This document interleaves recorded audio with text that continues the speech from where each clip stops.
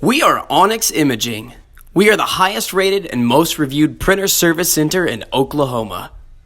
Hey there YouTubers, it's your girl Brett over here at Onyx Imaging. In this video I will show you how to clear paper jam from your Epson EcoTank ET-3760 printer. This printer only has 3 possible locations where the paper can jam: the output tray, the rear cover, and the paper tray. So let's check them one by one.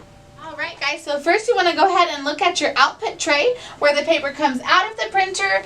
That's going to be right here. So if you see any paper stuck right here, go ahead and gently remove the jam.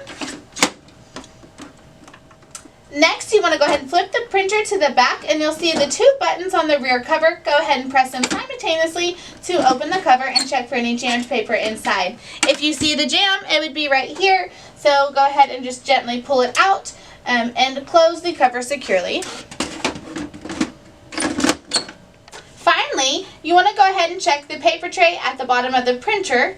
You'll go ahead and you'll pull that out and look for any jammed paper or foreign objects. If you find any, remove them carefully and make sure the paper is loaded correctly. Then push the tray back into the printer until it clicks into place.